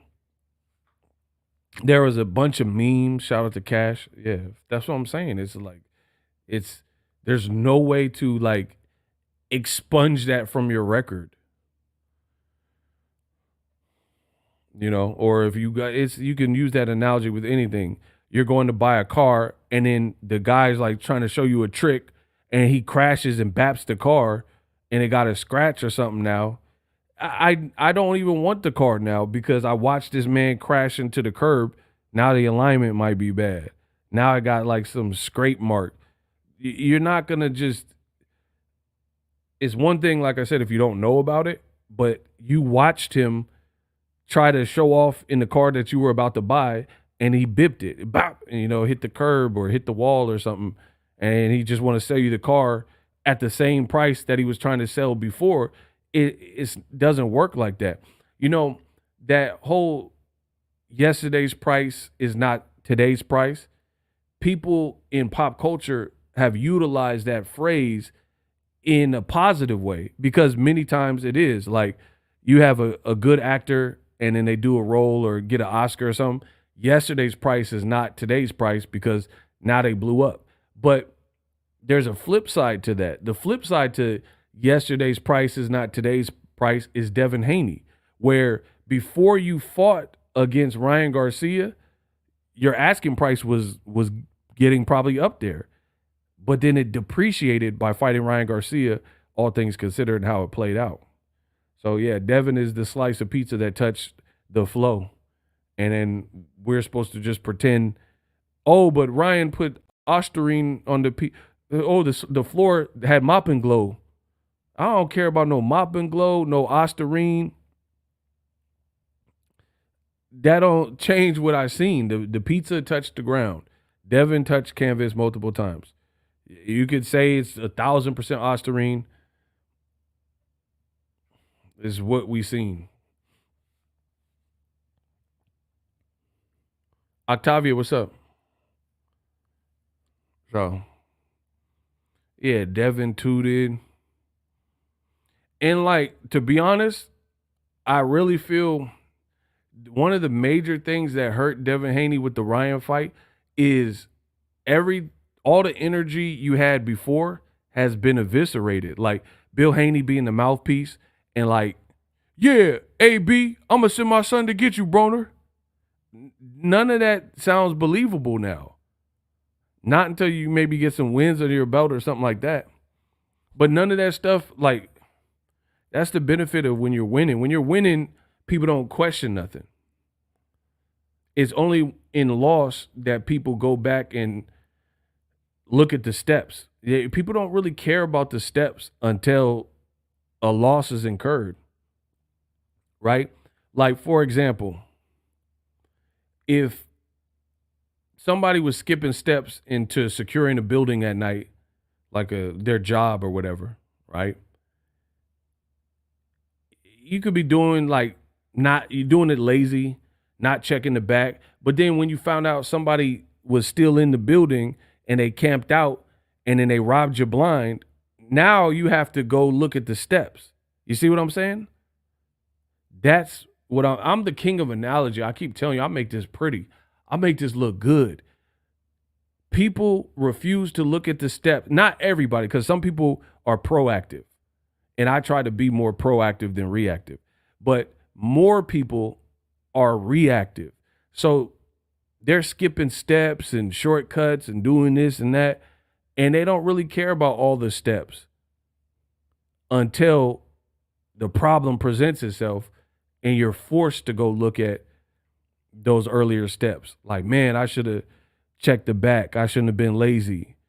I should have done this, or, you know, and that's kind of what it is. Devin Haney's lack of accountability is truly disgraceful. That's why I'm giving Devin Haney a harder, and even, it's always was going to be hard, but how the fighter reacts to it lets me know how hard it's going to be, in my opinion. So the way the Haneys are reacting to this and what has come out and transpired gives me even less hope. Like, it was already going to be a long road back, but how you're acting has made it worse. How you're acting gives me even less hope that the comeback is easy. Because you're suing, you're fighting people in public. You went to Crawford Madrimov, they were booing you. Like, it's ugly, bro. Right, and then, to be honest, I told you this. Y'all didn't want to listen. I told you guys that this was going to be a mistake. Fighting Ryan Garcia was going to be a big mistake. I told y'all didn't want to listen. I said, you're fighting a guy who acting like he has nothing to lose, acting bizarre, blah, blah, blah. And then now that you've done this, you lost to the worst person that you probably could have. Because now Ryan is completely unfiltered, unhinged. Y'all want me to beat Devin's ass? And he making memes. He making rap songs against you.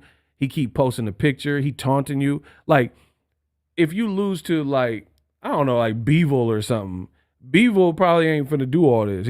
I beat that. Like, Beevil has never, like, rubbed it in Canelo's face that he whooped him. You lost to Ryan Garcia, and he's making it very apparent that you took your L. He making rap songs. He doing posts. He clowning you, saying that you was on the canvas, no Diddy, and Diddy got you. Like, I'm telling you, it's going to be hard. Kamal Oz said it was never the Devin Haney era. It was the Devin Haney error. Bars. We drop bars over here. Bro, yeah, it was definitely an error. Bro, it was the Devin Haney error 404. Kamal came with the bars with it. Bro, how do you say it's the Devin Haney era, and then 4 or 5 months later, you tooted, and now that sounds stupid. And Bill Haney's still trying to say it's the Devin Haney era. Good luck with that. Good luck convincing people that it's the Devin Haney era with all these just look at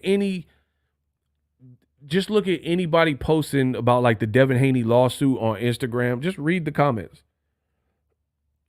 They aren't favorable at all.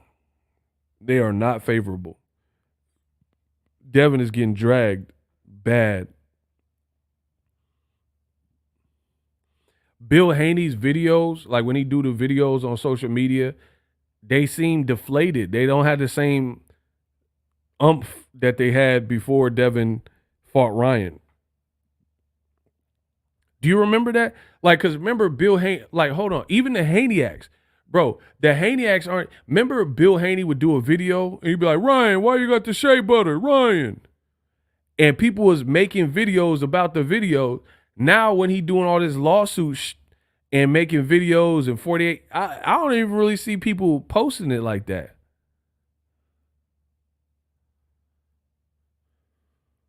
Yeah, bro.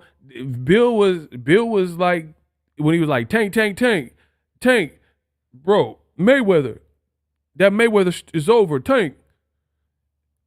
People was checking in. Now all of a sudden, them videos is falling by the wayside. Do some more of those videos.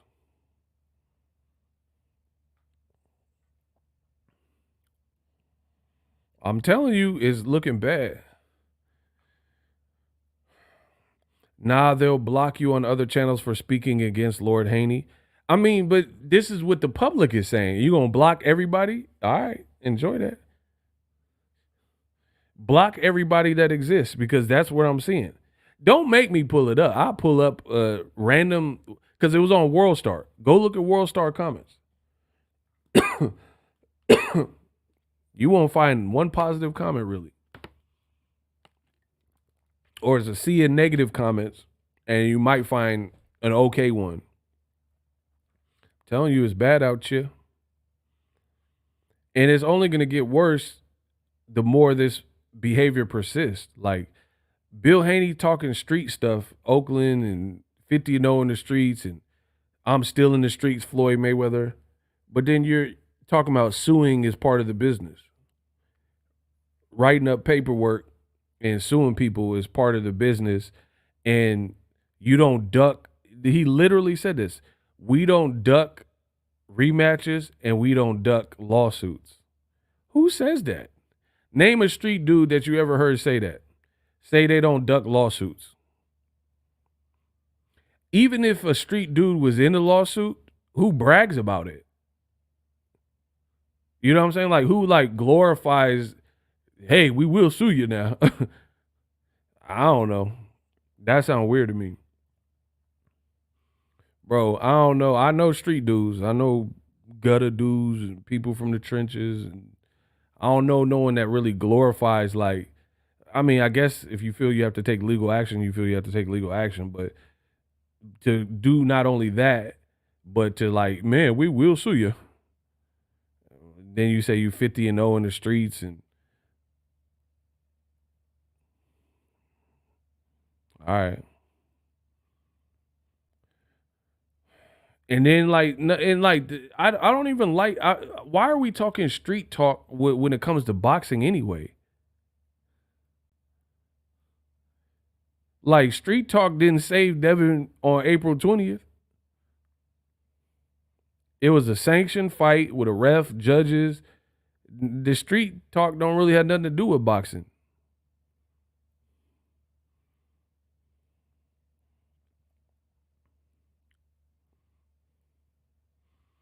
Real street dudes ain't trying to see the inside of a courtroom, period.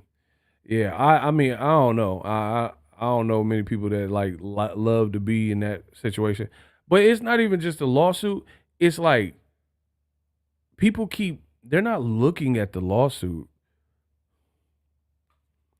Like, what do you okay, put it this way. The lawsuit on a scale of 0 to 10, how strong is the case? 10 means Ryan Garcia will have to pay out a major settlement and he's guaranteed to lose. Let me know the strength of the lawsuit from what you've heard and what you've gathered from the lawsuit. On a scale of 0 to 10, how strong is their case? My man said 1, -5. If he made 35, 0, 1, 2. Bro, that's the thing about it. Like, you would be better off, like, if you got in a street fight with Ryan and he hit you with a lead pipe and his crew jumped you and you had medical bills. Like, that becomes a no-brainer where people have to settle and stuff like that. I read the lawsuit.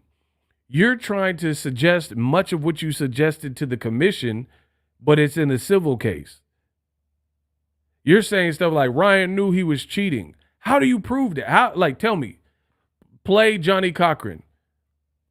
How do you prove that he knew he had the Osterine? Not just, oh, I know it because I think it, because court don't work like that. How do you prove that Ryan Garcia purposefully was cheating? Because, like, if you cross-examine and you ask questions, I'll be like, why didn't he fail any of the other tests other than fight week? Why did he only fail 3 fight week tests, but he didn't fail in training camp? Most people that are doping they want ill-gotten results. You're training and doing the EPO and stuff like that to push through your training. Ryan looked like in the whole fight. He didn't look like Superman, like he had like mad juice up in him. No Diddy. But he didn't look like juiced out. His body didn't look like the best I've ever seen. His stamina looked trash. That's what I'm saying. So it's like, it's a weird case, and I guess they'll figure it out. But this sounds like denial. This sounds like you can't come to grips with the fact of how you got scraped. You got scraped. Your son got scraped. He got mollywopped. He got beat down and put down religiously and incessantly, and you don't really want to accept that. So you found some semblance of a patsy because Ryan Butt tested positive, and then now you're like putting it all in on the Osterine. It is. You see what I'm saying? That's what it appears like to me. You're all in with this Osterine did this because you have to understand it's like success. If you blame, oh, it's the man. Man, my job was out to get me.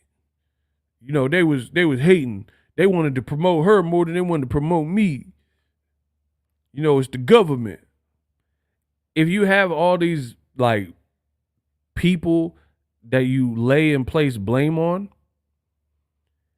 then you don't have to change any. Why would you change anything if you've built up in your mind that it's everybody else's fault?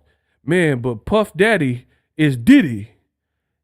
Why would you change? Like, there's no reason to change if you fashioned in your mind that everybody else is the culprits and you're just the victim.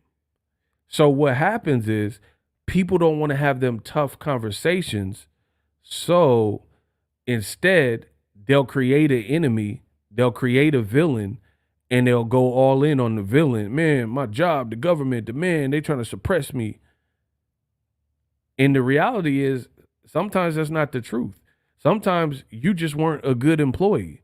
It's not the man, it's not your job, it's not racism, it's not gender bias. You suck.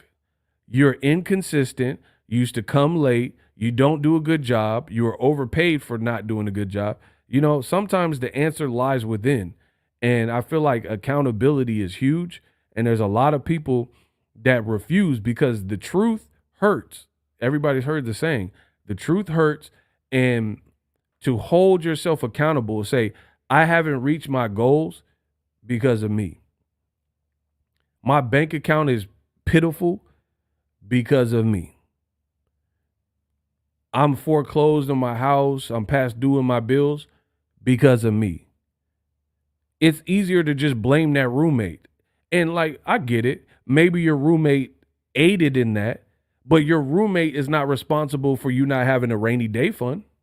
Why you didn't have that set up? Why you have an emergency rainy day fund? There's only so much blame you can put on others.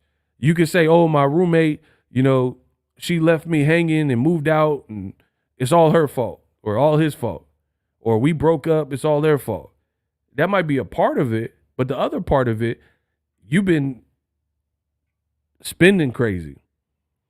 You don't have like a reserve. You don't have no rainy day fund. Ooh, shout out to Chris Trucker. If you take blame for your life, you already have the solution. Ooh, I love that. I love that. That's what I'm saying. It's easier. Most people will blame something else, because it just removes the accountability if you blame somebody else.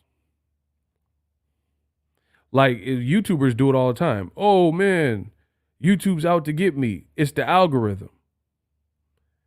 If you blame it on the algorithm, then why change anything? Maybe your thumbnails suck. Maybe your videos suck.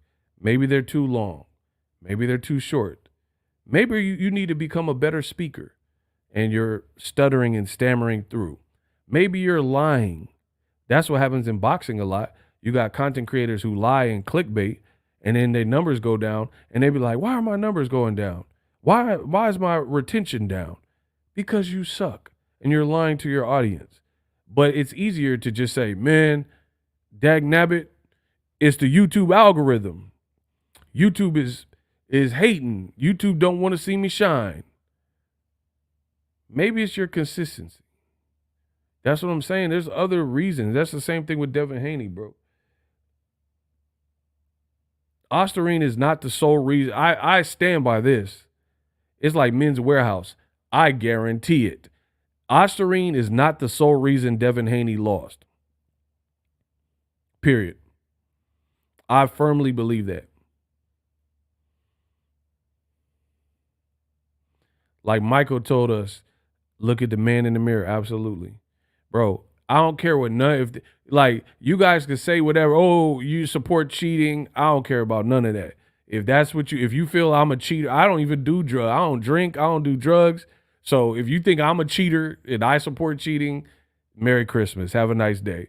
But I'm telling you what it is, bro. That's not the reason you got cooked.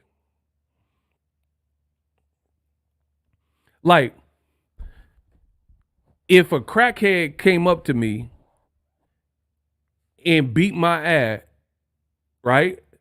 So he's on something.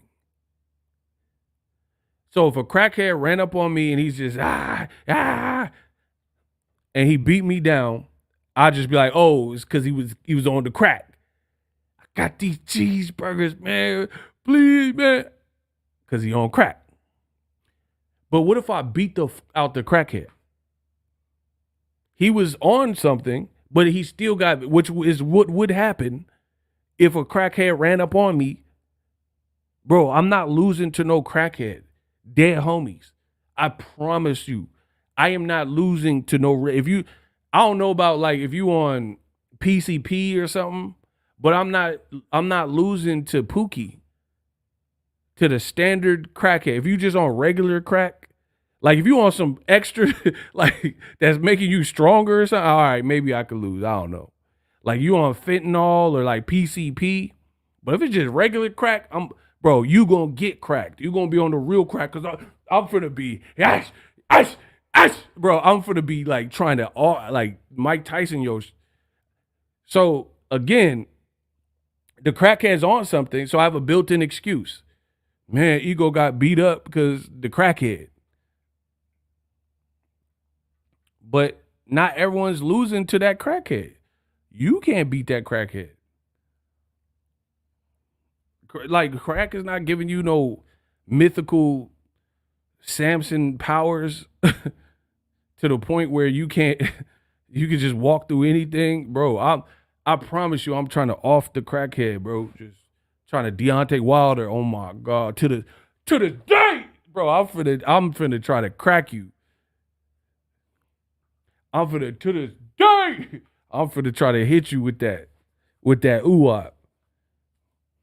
You talking about Ryan and Osterine, like that's the hardest, craziest steroid available, bro.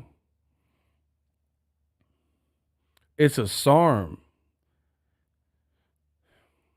So, bro, so he had a quick release, fast acting, tough acting, tenactin SARM, where he took it the day before, and within 30 seconds, he's teeing off on you with that left hand. That's what happened.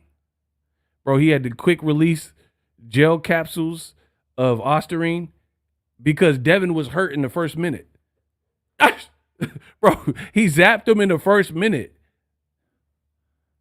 And we know boxing, anytime somebody has you hurt, they're going to get confident based on that. Ryan seen he could hurt you every time he opened up. Legit.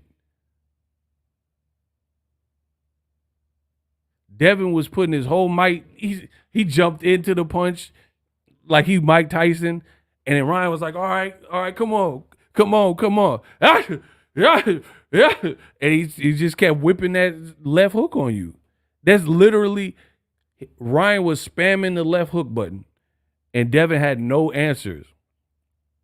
Even if somebody is on something, you can't improve your defense. Bro, listen to what I'm saying. Like, let's say Floyd fought somebody and they later popped dirty. Because you have to understand, when you're fighting someone in these situations where the drug test is not revealed until after the fight, you don't know if they're clean. Like, when Floyd fought Maidana, he just knows what's in front of him. He's hoping the commission did their job, hoping the test caught the person. All you know is what's in front of you. Do you understand what I'm saying? Like, in the same situation, Floyd is in there with a dangerous Maidana. You don't know if he has something in his system. You just on your P's and Q's, you know what I mean? Try to not get hit with the stupid stuff in general. Nobody knew Ryan was on anything, so you fought how you naturally would have fought under the circumstances. If anyone hits you with something crazy, most people adjust. Like elite level guys make an adjustment where they're like, oh, I got dropped. Devin looked like his legs was like done for the remainder of the fight after that. I'm telling you, too much was exposed that night. I'm trying to tell y'all. Bro, it's bad when people's recuperative skills and power, like it's like Amir Khan, Anthony Joshua. I mean, I guess he has probably like the most explanation because he is a heavyweight, but his recuperative powers are not good. When Joshua gets hit, it takes, if you press the issue, it takes Joshua far too long to recalibrate and get back. Look at Floyd Mayweather, bro. Floyd was badly hurt and almost out of there in the second round. And that man is a dog. That man's a dog. He started walking Shane Mosley down in the same round he was hurt. And he got hurt twice in that round. Devin tried it and then it's not the same. He didn't do it like Floyd. That's what's wrong with this new generation, people. This new generation, they think they're rawer than what they really are at the given moment. I'm telling you what it is. They care more about the image. They care more about the image than in saying it. Like there's so many guys like Berlanga said he gonna knock out Canelo. That was an easy fight prediction for me. He wasn't knocking him out. And I was right. Just like Devin Ryan. I told you it'd be a bad fight for Dev, and it just wasn't going to play out how people thought. And I was right. It's like I seen the I Show Speed. This man said he was going to break the backflip record for the most backflips in 24 hours. And he got to halfway to the record, 600 backflips, and then he had to quit and tap out. That's what I'm saying. This generation is crazy. They think in their mind, you think you're just going to wake up and decide that you're going to stream doing more than 1,000 backflips to break the Guinness World of Records. And you think you're going to just do it easily. No preparation, no training camp. You just was going to hit all them backflips. If it was that easy, everybody would have done it. You see what I'm saying? Like, you're not just on a whim probably finna just hit 1,000 backflips because there's other stuff. You have to worry about your circulation, your legs giving out, cramping, dehydration, sleep deprivation. You know what I mean? Like, it's not like an easy thing. You got to practice. Like, you don't just go to the Olympics. Like, people train for 4 years for the Olympics to be ready so you can Michael Phelps and win all the awards. This generation, it's like they want the horse before the carriage. And I think Devin overlooked Ryan tremendously.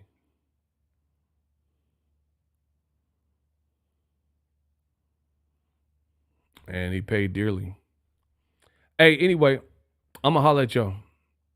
More channel. I got more stuff coming on the channel. Peace out.